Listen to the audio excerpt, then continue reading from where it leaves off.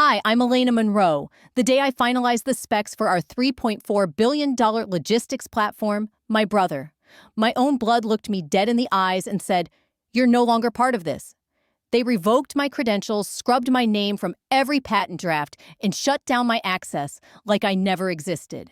But they made one fatal mistake. I drafted the master agreement. The architecture, the rights, the fallback clauses, they were all mine. Now their empire is unraveling, and I haven't even spoken a word publicly. Before we get into it, tell me, what time is it where you are? And where are you listening from? I read every single comment, so don't hold back. It was 3:47 p.m. on a Friday when I stood in the towering glass boardroom of Monroe Nexus, 36 floors up, overlooking downtown Chicago. I was 33 with a decade of sweat behind me and a presentation queued that could revolutionize global supply intelligence. Across the conference table sat decision-makers, men with titanium cufflinks and women whose polite smiles didn't quite reach their eyes. The skyline outside was molten gold sun, dipping behind skyscrapers like a final bow. I didn't need to rehearse anymore. The work spoke for itself. I tapped the control panel, and the massive screen lit up with our platform's core interface. It pulsed with real-time analytics, supplier chain disruption maps, adaptive weather routing overlays, and predictive cost savings. I walked them through it with confidence, every screen like a verse in a song I'd composed. This is what happens when adaptive logistics are powered by decentralized data and reactive modeling. I said, scrolling through projections that slashed costs and doubled throughput. There was a shift in the air. They saw it. They understood. Directly across from me sat Caleb, my brother, and the CEO. His expression never flinched. Stoic, unreadable. His fingers tapped slowly against the marble table. To his right was the chair once occupied by our father. He was visible now, only via a monitor, lying in a hospital bed. Face pale, breathing assisted, but eyes locked on me. For a brief second, I thought that meant something. The room clapped, restrained and scripted. I knew the sound. It wasn't admiration. It was closure. Then Caleb rose. "Elena," he began, his voice as polished as always. "What you've created is extraordinary." He paused. "Which makes this next part difficult." I felt it, then a pivot. The kind you only sense when the winds shift just before a storm. "We've restructured our executive alignment," he continued. "Effective today, your role has been eliminated." I waited for a laugh, a smirk, a sign this was some awkward joke. None came. The doors behind me clicked open. The unmistakable rhythm of high heels echoed across the floor. Human resources. I turned to face them, slowly. The silence behind me was thick with rehearsed betrayal. I had always believed brilliance would protect me. Turns out it only made me a target. But I wasn't done. Not by a long shot. A woman I barely recognized stood just inside the doorway. Her name escaped me, but she clutched a sealed envelope like it had been waiting hours to be handed off. Her tone was cool, almost gentle, as she asked for my access badge. No fanfare, no explanation. Just protocol. Behind me, the screen flickered. With a soft electronic beep, my name vanished from the project roster, like a file deleted from a desktop. Neat, irrevocable. No one reacted. Not even my mother. She sat at the far end of the table, posture poised in her slate gray suit eyes, fixed not on me, but on the untouched coffee in front of her. Her arms crossed, her expression unreadable. The only movement was the slight shift of her pearl necklace as she exhaled, quiet, controlled, complicit. She said nothing. I stayed still just for a moment, long enough to wonder what response would feel dignified: defiance or silence. I chose silence. Without a word, I closed my laptop. My fingers moved on autopilot, slide, click, zip. I lifted the case like I'd done 100 times before. I didn't make eye contact. Not with Caleb, who pretended to skim a report. Not with the board members who stared at their notes like they hadn't just witnessed a betrayal. Not even with the woman from HR who stepped aside with a nervous shuffle, as if trying to shrink from the moment. I walked slowly down the corridor. The receptionist glanced up, then immediately looked away. I tapped my badge at the exit reader. The red light blinked. Access denied. Of course. She reached over and buzzed me through without speaking. The elevator arrived with a soft chime. Its doors opened with the same sluggish weight I felt pressing against my ribs. As they closed behind me, I could almost imagine the walls memorizing my retreat, the silent exit of the system's architect, now erased. Outside the parking lot, stretched long beneath the sinking Chicago sun. Shadows stretched like fingers across the asphalt. I got into my car and just sat there. Not because I was stunned. That had passed. No, what burned in my chest wasn't confusion. It was rage. Ancient. Heavy. Familiar. The kind you swallow for years until it curdles into certainty. They hadn't just fired me. They'd attempted to delete me. As if my sleepless nights, the missed holidays, the quiet brilliance I poured into that platform meant nothing without their approval. I whispered aloud. They forgot something. The words lingered in the still air like smoke. That system. It had never fully belonged to Monroe Nexus. Not legally, not structurally.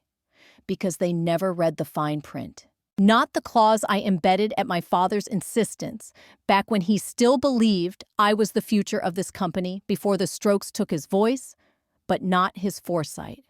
As I pulled out of the lot, the building loomed behind me, cold and bright and hollow.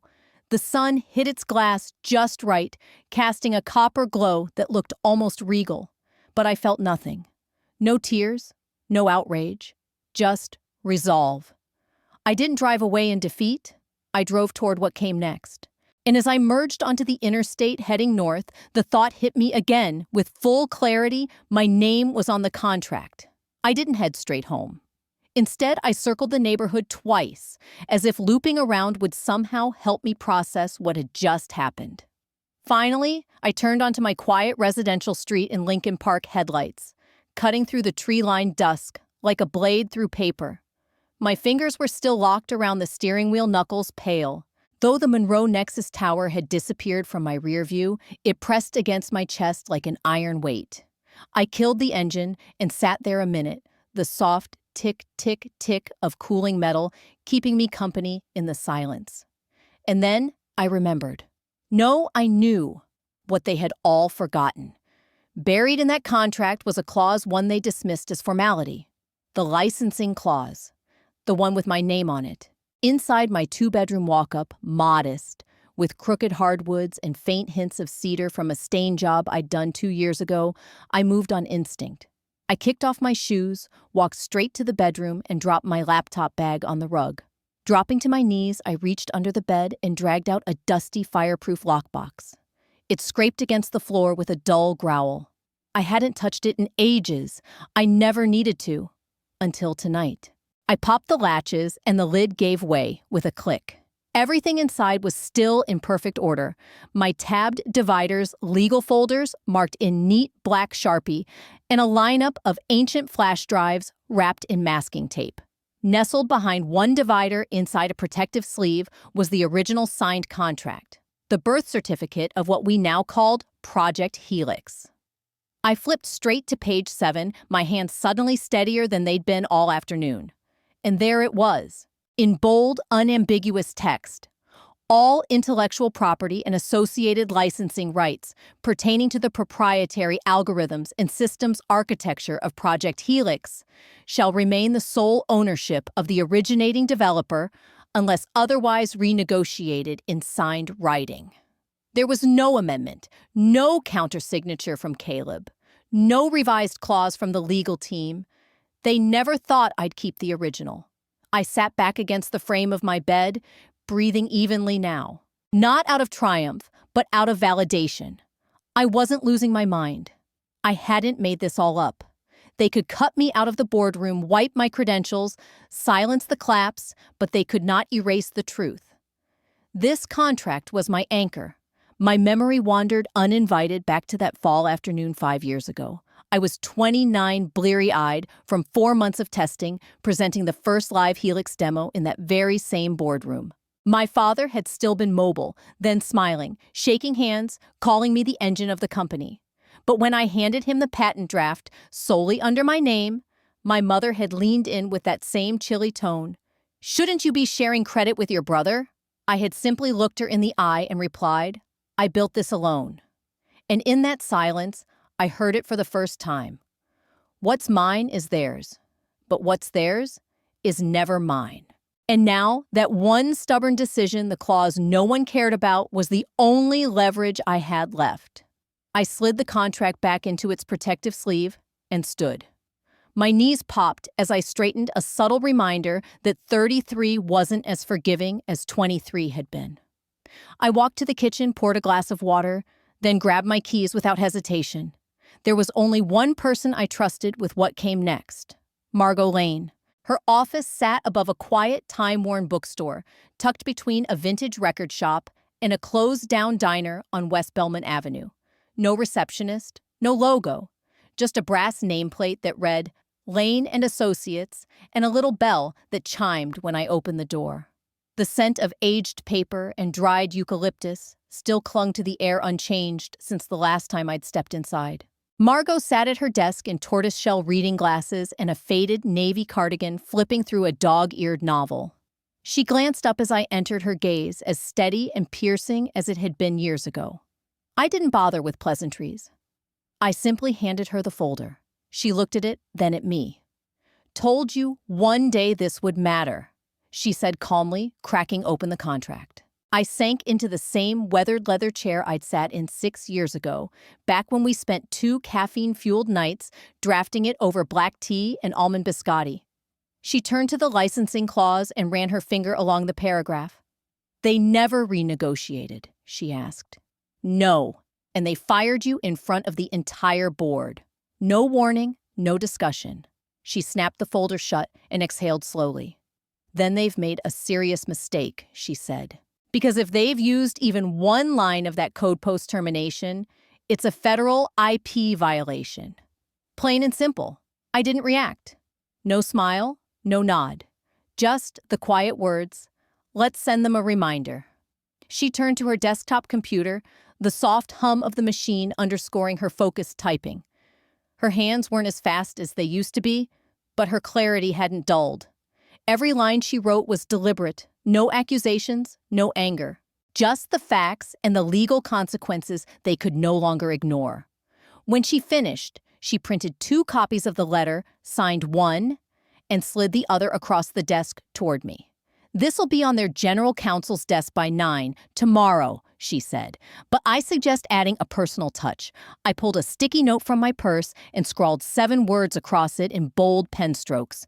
"You forgot whose name made this company." I stuck it to the envelope and tucked it in the outgoing tray. When I stepped back onto the sidewalk, the chill hit immediately. The streetlights buzzed above, and my breath curled into the air like smoke. I looked up, not to dream, but to mark the moment, the quiet before the storm. They thought I'd disappear, but they forgot something else. The courts wouldn't. I didn't sleep that night. Not really. Just lay on my back, watching the hallway light stretch across my bedroom like a question I couldn't ignore. At 5:10 a.m., I got up, brewed bitter coffee, dressed in a blazer, and clipped my badge to my lapel, more out of muscle memory than expectation.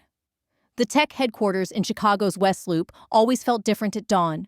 Sharper, more sterile, like the building had no memory of the people who bled to build it. Its tinted glass gleamed under the pale sunrise, as if proud of its detachment. I approached the main entrance badge in hand and held it to the reader. Nothing. I tried again, and once more, slower. Still nothing. I looked up at the security camera above the door and pressed the call button on the intercom. Inside the lobby, lights flickered on, and a young security guard appeared, someone new, probably hired in the past few months. He walked over, professional and blank. "Ma'am, your badge isn't in the system." I held it up anyway. "It was yesterday." He squinted at his screen, then shook his head. "You're not listed." Beyond him, through the glass, I spotted the front desk.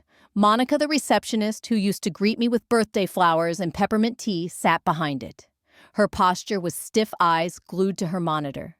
Then she glanced up. I raised an eyebrow, questioning silently. She hesitated, then finally met my gaze. "They marked you as having resigned," she said, voice low, but rehearsed, her lips barely moving. I didn't argue, I just nodded. Once quietly, thanked them both, and turned away. My heels clicked across the concrete like the punctuation on a sentence someone else decided to end. I walked around the building, turning the corner until I stood across from the south-facing wall, the one entirely made of glass framing the executive boardroom. The irony was almost laughable. Designed for transparency, yet nothing about that room had ever been honest. Inside, I saw them. Caleb stood at the head of the table, exactly where I had presented for years. Same charcoal suit, same composed posture, even the same delivery I had trained into him when he was fresh out of grad school. He gestured toward a screen behind him, laser pointer in hand. And there she was, my mother, seated in the second row, arms folded neatly, nodding with deliberate approval. The expression on her face wasn't new. Admiration. But not for me.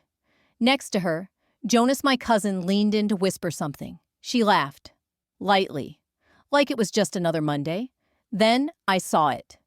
Projected across the screen behind Caleb in clear, confident font, Project Helix, 2026-2029 Growth Pipeline. Still mine. I froze. Not in anger, not in disbelief, but to witness it. I pulled out my phone and took a photo. Not as retaliation, as record. Proof that I wasn't unraveling, that my intuition had been right all along. The wind picked up, brushing against my coat as I slid the phone back into my pocket. I didn't linger. I turned and walked away without looking back. The hurt didn't scream. It pulsed low and familiar, like a bruise too deep to touch. A few blocks later, I slipped into May's Cafe, the place I'd haunted during all those midnight build cycles. It was exactly the same faded chalkboard menus, chipped mugs, the comforting scent of overbrewed coffee. Something about that imperfection felt real. And for the first time all morning, I exhaled. There in the back booth by the window sat Benji. He'd been the night janitor at our old R&D floor on Jackson Boulevard for almost 20 years. Benji wasn't just a cleaner, he was the quiet observer who'd seen more late-night breakthroughs and breakdowns than any executive on payroll. He remembered me when I was 17, shoulders hunched over prototypes on folding tables, running on vending machine granola bars, and secondhand ambition.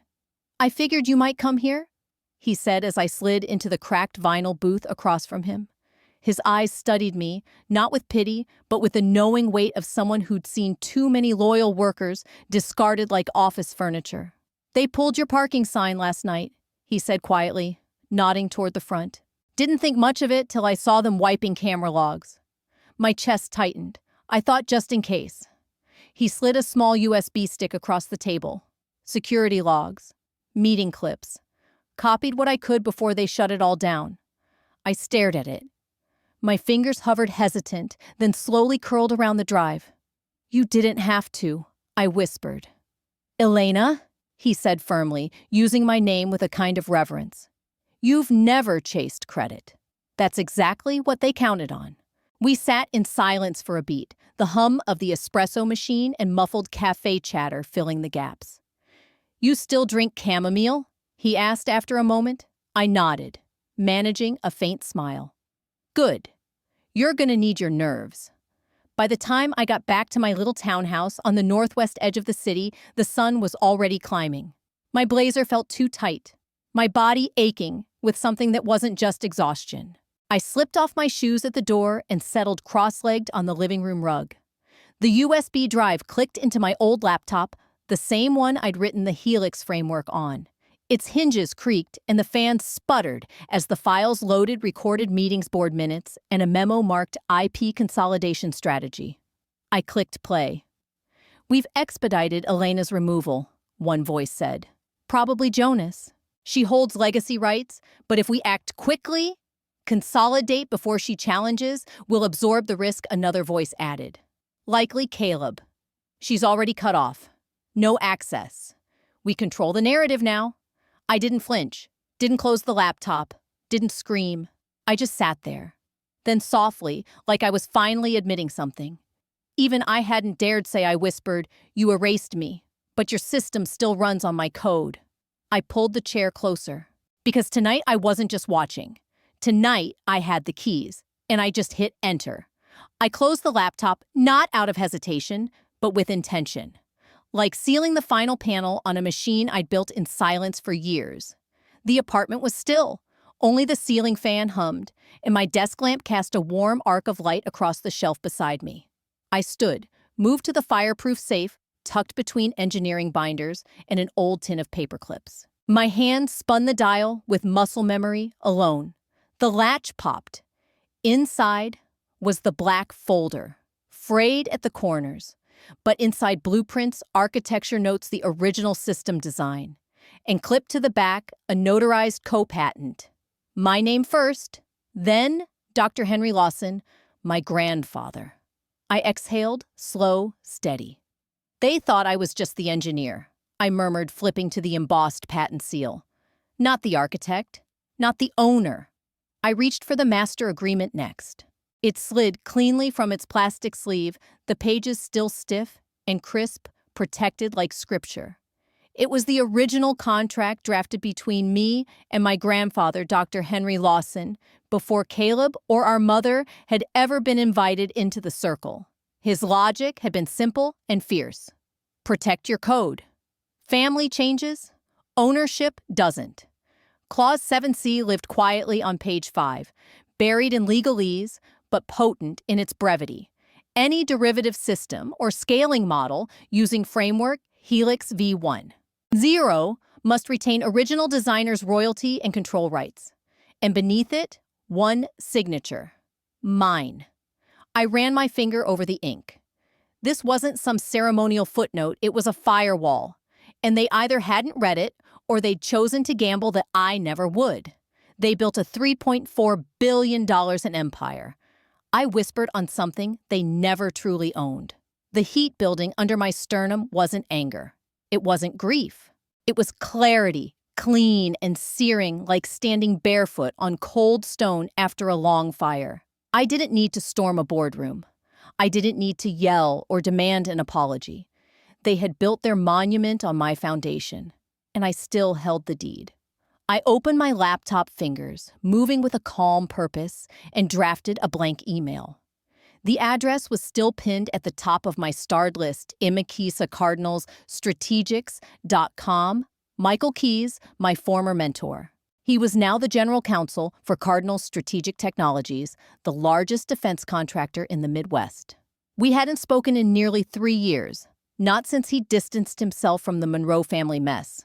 But I remembered his parting words, "Call me when you're ready to play offense." In the subject line, I typed IP violation. The body was even shorter, attached Project Helix, V1.0 source code, license timestamped logs, co-patent registration master contract clause 7C. Then one line beneath, "They erased me. I'm reclaiming what's mine." I hovered for a breath. Then hit send. Less than 6 minutes passed before his reply landed in my inbox. Subject: Re-IP violation body. Let me get legal on this. Also, damn Elena.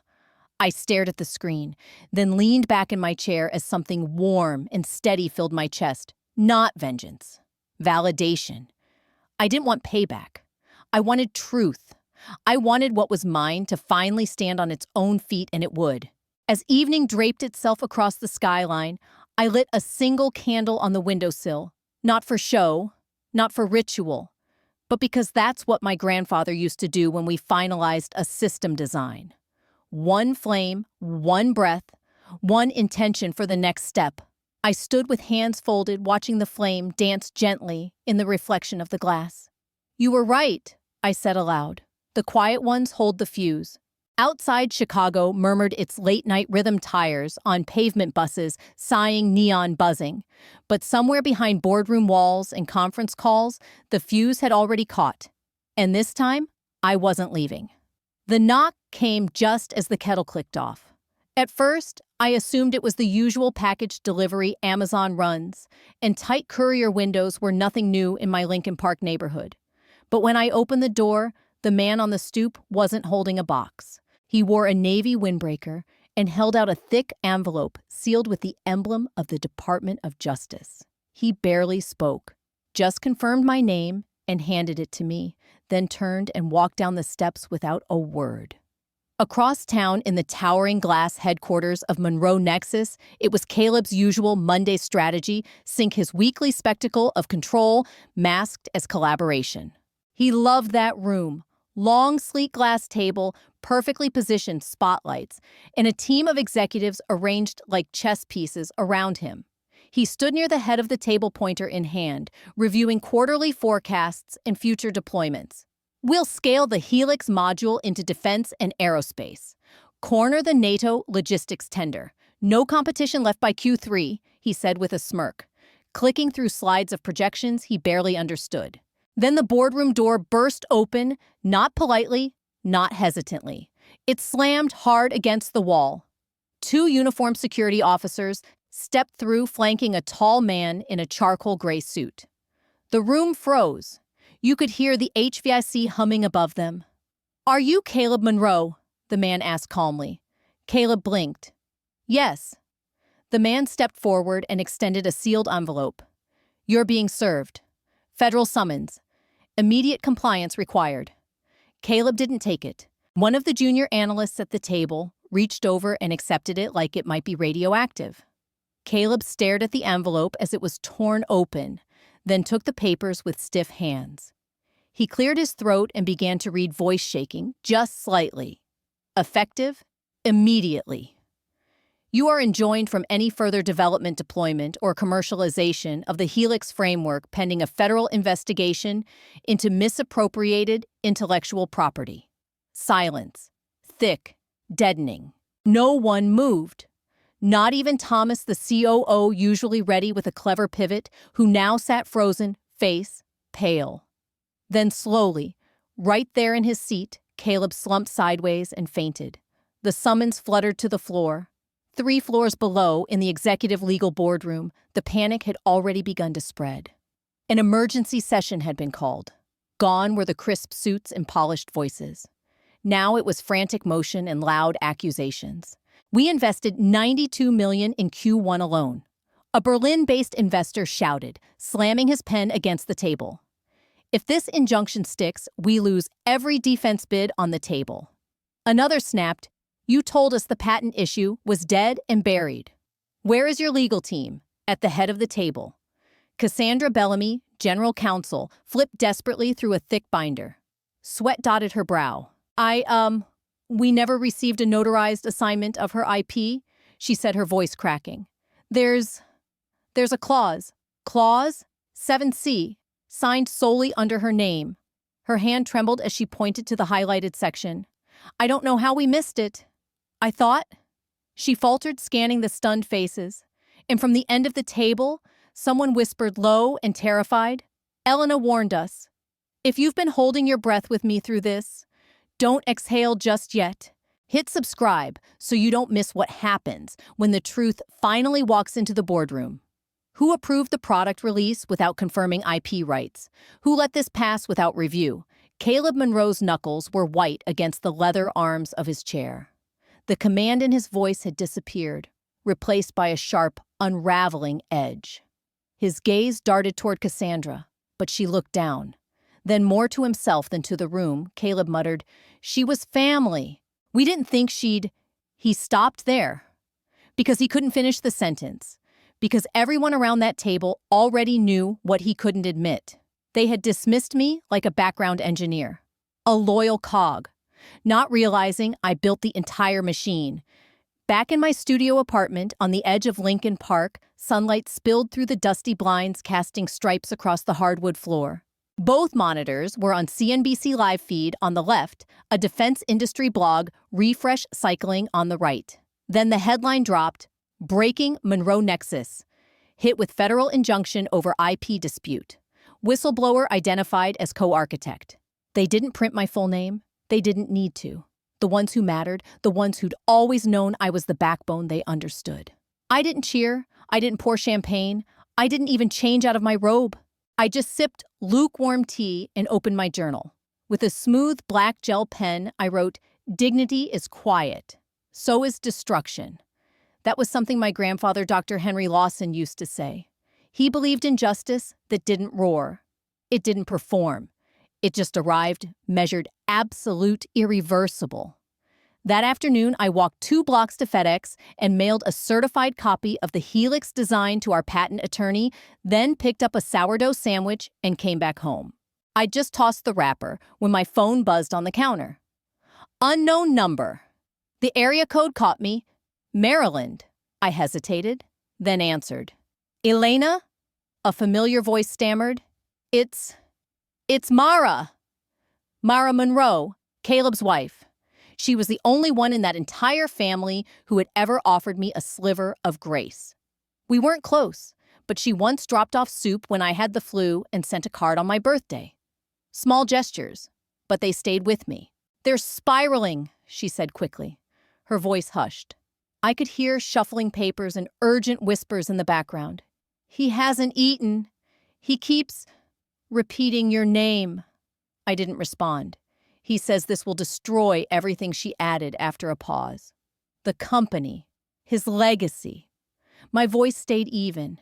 He destroyed something else first. Silence. The kind that doesn't ache, it just sits between you. Finally, I said, "Tell him this isn't revenge. It's revelation." I didn't destroy anything. I just removed the curtain. Mara didn't argue.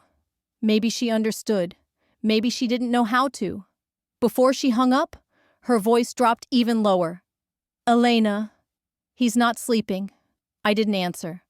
Outside, the sun kept rising higher, brighter, cutting through the haze of a city that no longer overlooked me. "He's scared." I didn't answer right away. Then calmly, I said he should be. By nightfall, it was everywhere. Reuters, Forbes, even a clipped segment on the local Chicago news. My inbox became a storm. Legal inquiries, press requests. Former co-workers pretending we were closer than we ever were. And cousins I hadn't heard from since college graduation. I didn't answer a single one. Instead, I took a long, hot shower, braided my hair back in slow practiced movements, and wrapped myself in the same navy quilt my grandfather gave me the year I graduated from MIT.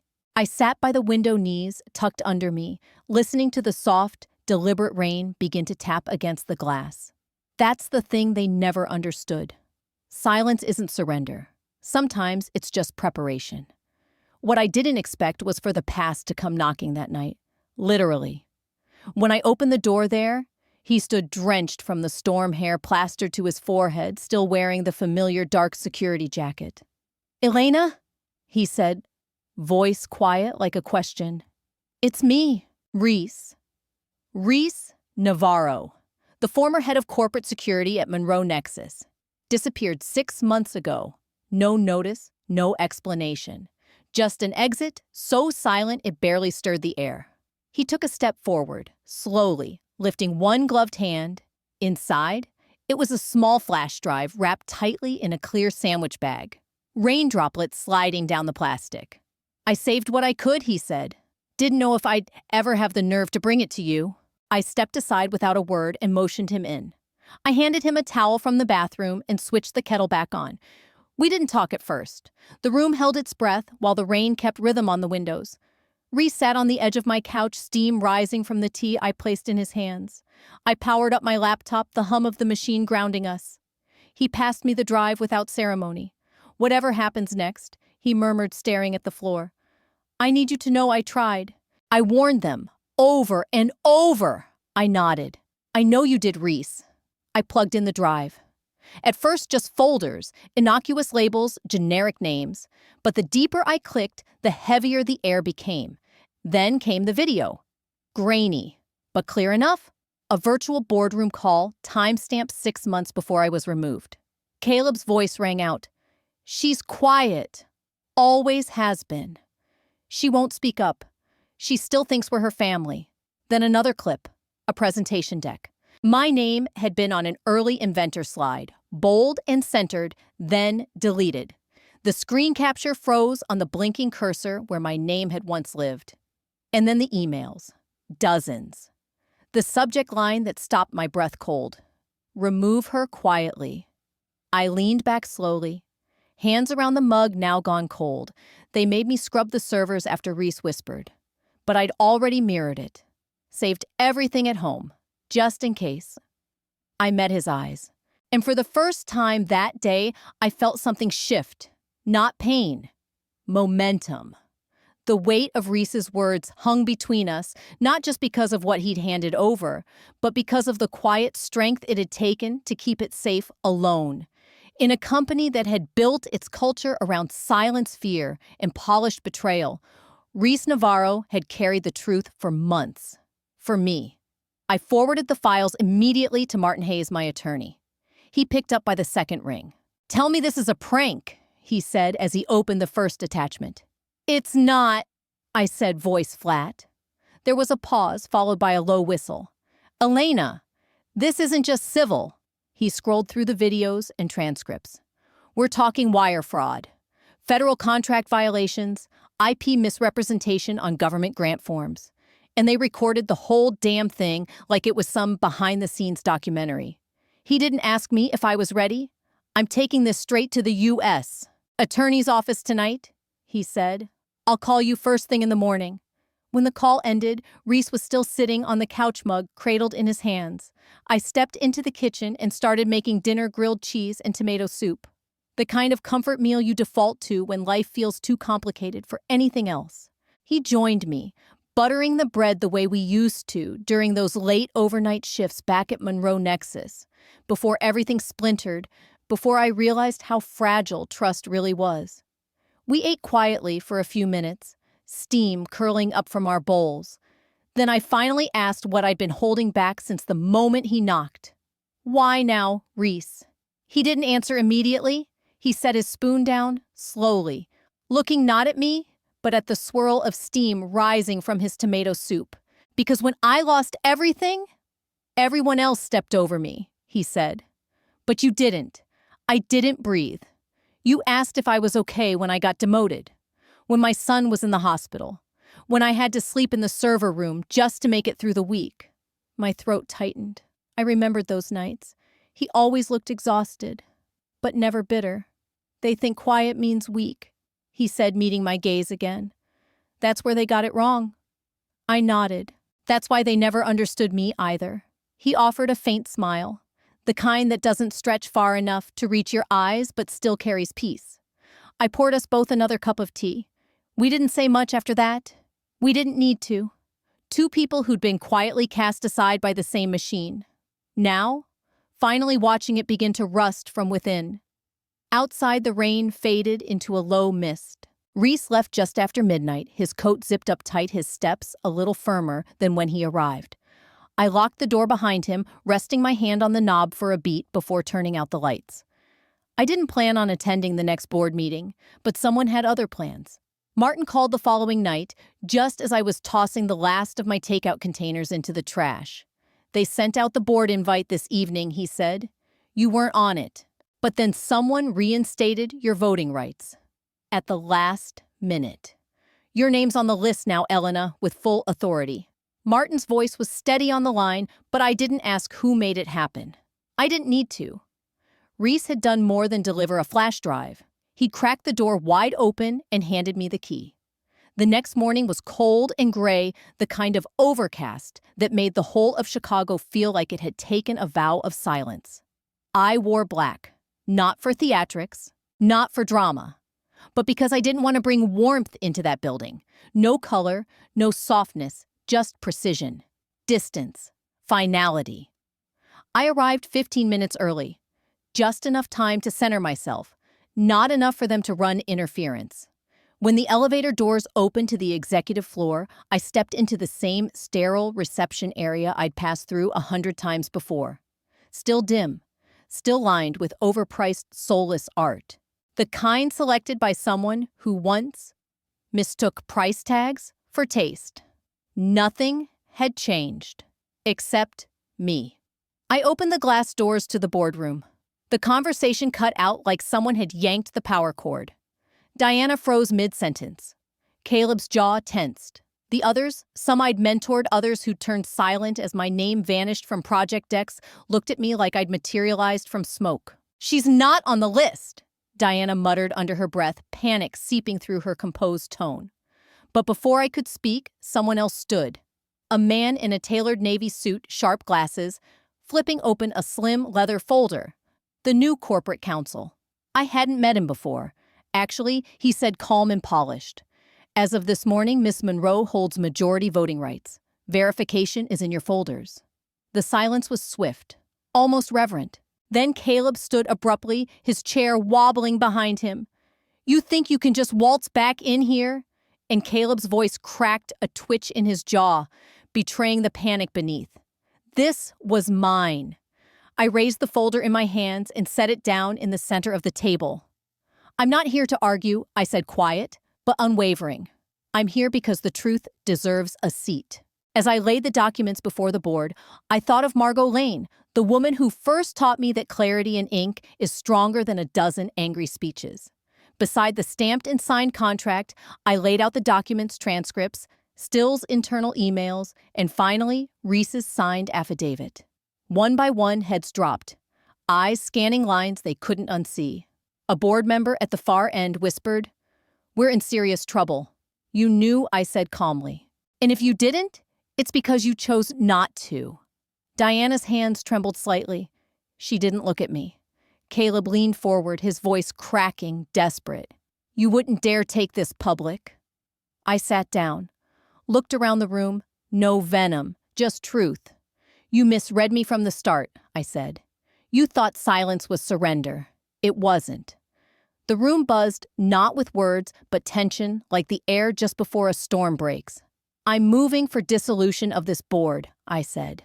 Effective, immediately pending legal investigation. Gasps, shifting chairs. A few braced against the table. Others leaned back, beginning to understand. What they'd built on stolen foundations was already crumbling. And this time, I was at the center of the reckoning. This company was built on exploitation and silence, I said, voice steady. I won't lead it. I won't salvage it. But I will no longer let it wear my name like armor. The room was frozen. No one breathed. The vote wasn't unanimous, but it didn't need to be. One by one, hands rose, some hesitant, others, heavy with guilt, but they rose all the same. Caleb slammed his palm against the table, rattling coffee cups and water pitchers. You'll regret this, he snarled. Every one of you. I stood without reacting. There was nothing left to say to him.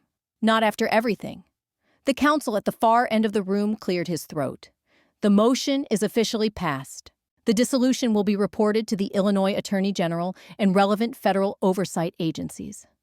I gave a short nod, closed the folder, and walked out. I didn't look back, not even when Diana called my name, because I wasn't there to forgive. I wasn't there to reclaim a title. I was there to end it. The hallway felt longer on the way out, maybe because it was empty, or maybe because I was lighter now. Like every step peeled away a layer I no longer had to carry. As I reached the street, the clouds broke open above me. A soft drizzle dusted the sidewalk. Reporters were already waiting. Someone had tipped them off. Microphones pointed toward me. Questions surged like waves. Ms. Monroe, are you taking back Monroe Nexus? I paused, letting them gather around me. Then I looked up, eyes unwavering. No, I said simply. I'm taking my name back. And with that, I turned and stepped into the black sedan, waiting at the curb. The door closed with a soft click behind me. Rain tapped rhythmically against the windows as the car pulled away. But even then, I hadn't opened the envelope left behind in my father's vault. Sealed. Untouched. Addressed only to me. The drive out to the old Lake Forest estate was longer than I remembered. Or maybe it just felt that way, because I hadn't been back since the funeral. Autumn had begun to steal the color from the trees, and the gravel crunched under my tires as I pulled into the long, circular driveway. I parked outside the archive wing, my favorite corner of the house, growing up. The one place that ever felt like it belonged to me. Inside, the light was pale and cool. The air smelled faintly of dust and cedar. Nothing had changed. Tall wooden shelves stood like sentinels, lined with decades of records and notes, all carefully labeled in my father's sharp, precise handwriting. And in the far corner, The vault. I didn't hesitate. My hands moved with instinct. The brass dial spun beneath my fingers, the mechanism clicking open like it remembered me. Inside, on a velvet-lined shelf, sat a single envelope. Slightly yellowed, sealed with wax. My name written in careful script, Elena. Below it, in smaller print, only when the time is right. I sat down slowly. The envelope trembled slightly between my fingers, and I realized I expected it to weigh more. Like maybe it should have arrived with thunder, or a chime from some ancient clock. But all I heard was the soft, steady tick of the archive room wall clock. I broke the wax seal and unfolded the letter. It started plainly. If you're reading this, then they did exactly what I feared. I swallowed hard. You always had the mind for what this company could become. They had the name, the charm, but you had the future, and that scared them. I paused, closing my eyes. That fear had cost me more than time. It had taken birthdays, holidays, even my sense of family, all because I dared to be more than a silent contributor. And then I read the next line. So I did something they couldn't undo. I filed the Master Helix patent under your name. Quietly, legally. I filed the final patent under your name quietly, securely, but I saw that you had already done what I hoped. You built the safeguards into the framework itself. You were ready. You are the rightful architect of everything they profit from. If they ever forget, that remind them. My breath caught in my throat. I ran my hand across the final page as if some texture in the paper could prove what I had just read. Don't let bitterness poison your soul. Let justice speak for itself. You were never invisible, Elena. I saw you. I chose you. Grief didn't come in a crashing wave. It rose slowly, like a tide beneath my ribs. I didn't sob. I didn't fall apart. I just sat there in the stillness, letting the tears slide down my cheeks, quiet and certain. Memories stirred like smoke. I remembered being 6, sitting on his lap during a board meeting, swinging my legs while he adjusted a revenue graph on the screen. People had stared confused, but he never told me to leave. He'd only said, "You belong here." I remembered the nod he gave me when I built the beta prototype during my sophomore year of college. No dramatic speech, no clapping, just that steady look, the kind only someone who truly sees you can give. He had always known. I stayed in the archive room long after the light outside had faded, switching on the brass lamp next to the old desk where he used to write holiday letters by hand. The letter now lay open beside me, beside the contract, beside everything. I picked up my phone and called Reese. He answered on the second ring. "Elena." "We're not suing," I said. A pause. "You sure?" "Yes. But we're reclaiming authorship. The patent is in my name." Silence. Then a slow exhale on the other end. "And they'll never sell another license without your signature?" "No," I said softly. "They won't." I ended the call and stood up, gathered the letter, the patent confirmation, the evidence, the truth, folded each piece with care, sliding them into a leather folder that had once belonged to my grandfather. The company may have worn his name, but the legacy that belonged to me now. Not through vengeance, through validation. And for the first time in a very long time, I didn't feel erased. I felt seen. I returned to my apartment in Lincoln Park well past midnight, but I didn't sleep. Instead, I turned on my desk lamp, opened a fresh legal pad, and began drafting certified notices. One by one, I addressed them to every major distributor, global partner, and licensee currently operating under the Helix framework. Each letter said the same thing. Effective immediately, all technology operations involving the Helix adaptive algorithm now require written authorization from its registered architect, Elena Monroe. By dawn, the envelopes were sealed, stacked neatly in a linen box beside the door, ready for courier delivery.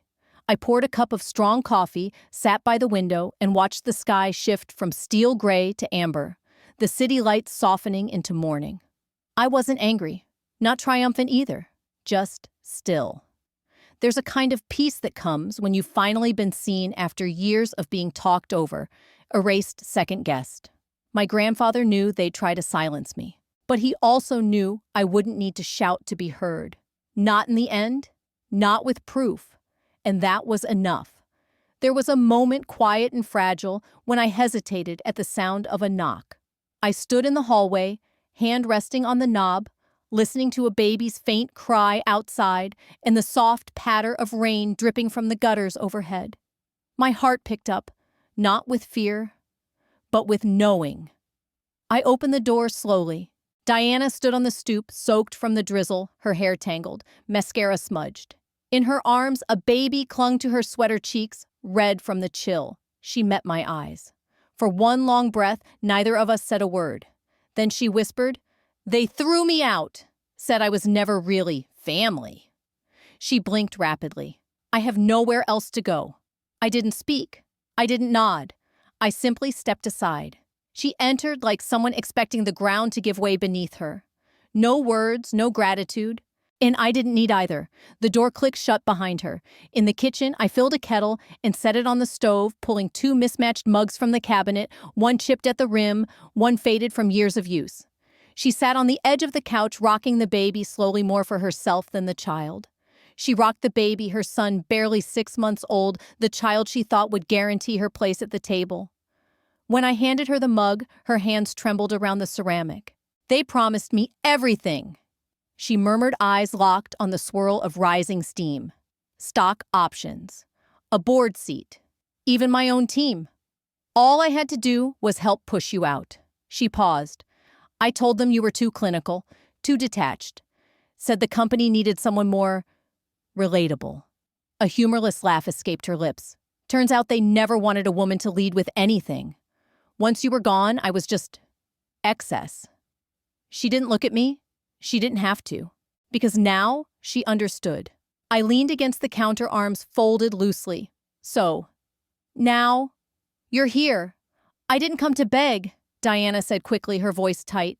I needed to tell someone. I needed you to know I was wrong." For a moment, I didn't know how to respond. My first instinct was to remind her of the whispered doubts she seeded in the boardroom, of the signatures she handed to legal behind my back, of how she smiled the day they read my name out of the executive summaries like it had never belonged there. But instead, I looked at the baby in her arms, quiet, fragile, wrapped in a faded flannel blanket. "I don't forgive you," I said gently. "Not yet. Maybe not ever." She nodded. "I wouldn't ask you to." I took a slow breath, feeling the weight inside my chest begin to shift, the knot easing just enough for the words to come out. "But that child?" I glanced toward the baby.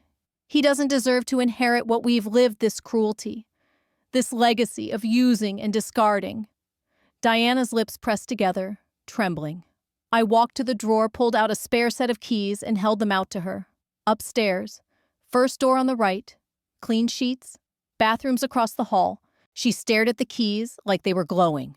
"This isn't erasure," I said softly. "This is me choosing not to become them." She took the keys in silence, then stood rocking the child gently and climbed the stairs without another word. I didn't follow. The days that followed passed slowly. Mornings filled with the sound of dishes clinking, soft lullabies drifting from upstairs. Diana stayed out of the way, quiet, respectful, never asking questions. I didn't ask how long she'd stay, and she didn't ask if she could. Instead, I focused on what came next. Exactly 1 week later, I walked through the front doors of a place that once bore my family name. What was once Monroe Nexus had been dismantled, its assets sold off or reassigned. In its place, I built ardent systems from the ground up with transparency, dignity, and shared ownership at its core. Now, etched in brushed steel, it read, "Ardent Systems for Human Impact." It had taken months, filings, design revisions, leadership restructuring that would have made the old guard foam at the mouth if they were still around. But I wasn't there for vengeance. The new reception space was open and full of natural light. Clean lines, warm wood. A wall of framed portraits lined the hallway. Engineers, developers, janitors, all the people whose hands had once built the backbone of an empire they were never allowed to own. At the far end, under the mission statement, etched in glass, was a name. Elena Monroe. Not in gold. Not behind a locked door. Just there. Present. real. It didn't feel like a trophy. It felt like a reclamation. In the final hallway before the innovation wing, I paused by the original schematic Helix V1.0, the architecture they once tried to sell under someone else's name. Below the frame was a small engraved note, patent, held by E. Monroe. I pressed my palm to the cool glass and closed my eyes. They built their empire on my silence. But silence never meant surrender. And it never meant defeat. I didn't win by destroying them.